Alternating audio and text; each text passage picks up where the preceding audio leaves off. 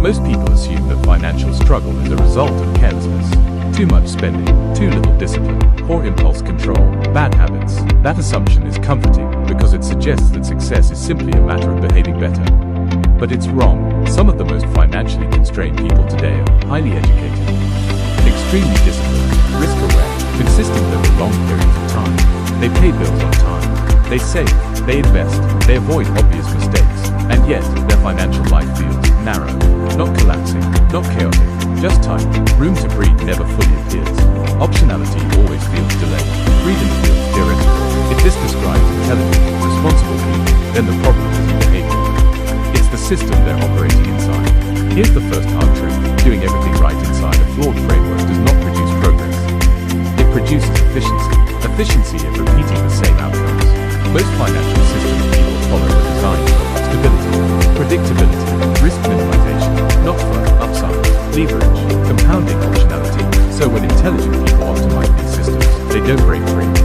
They perfect containment. They become extremely good at surviving comfortably, which feels responsible until years pass and nothing materially changes. Let's name the contract most people never consciously sign. You trade time, energy, creativity in exchange for predictability, income continuity, psychological safety. This contract isn't evil. It's rational, especially early in life. But here's the issue. Most people never renegotiate the contract. They accept capped upside, linear income, slow compounding as permanent conditions. And because nothing goes wrong, they never question it. Stability disguises stagnation. This is uncomfortable, but important. Highly intelligent people are more vulnerable to long-term stagnation. Why? Because intelligence improves compliance. Smart people understand the rules, trust institutions longer, rationalize slow progress, delay rebellion. They assume, if this isn't working yet, I just need more time. And time passes. Effort remains high. Discipline remains intact. But outcomes bear note. This creates quiet cognitive dissonance, not loud failure, which is why it lasts so long. Most advice is designed to be defensible, not effective. Save more, diversify, be patient, don't take unnecessary risks. None of this is wrong, but none of it answers the real question: what is my effort compounding? Advice that avoids this question is incomplete, because effort without a compounding mechanism eventually gives diminishing returns. Here's the mental model most people miss: time does not automatically help you. Time either compounds your position or decays it. If your income rises only with seniority, time works against you.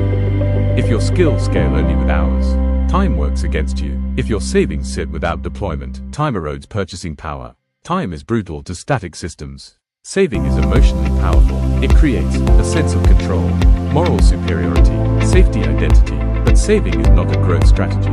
It's a pause button. Without structure, saving becomes money parked, opportunity delayed, risk postponed, not eliminated. The wealthy don't save to feel safe. They save to move deliberately. That distinction explains decades of divergence. Let's be precise. Wealth does not come from effort alone. It comes from effort applied to leverage. Leverage includes ownership, scalable skills, systems, distribution, asymmetry. Advice avoids leverage because leverage is uncomfortable. It requires judgment, uncertainty, temporary instability. So advice defaults to what feels responsible, even when it caps outcomes. Here's the psychological trap. When people invest years into a system, questioning it feels like self-indictment. So they defend slow growth, limited upside, shrinking optionality, not because it works, but because abandoning threatens identity. That emotional cost keeps people stuck long after logic says move. There is one question that separates trajectories, not, is this safe? But, does this compound, or does it decay? Once you start asking this, comfort stops being the goal. Systems become the focus. This channel is not about shortcuts.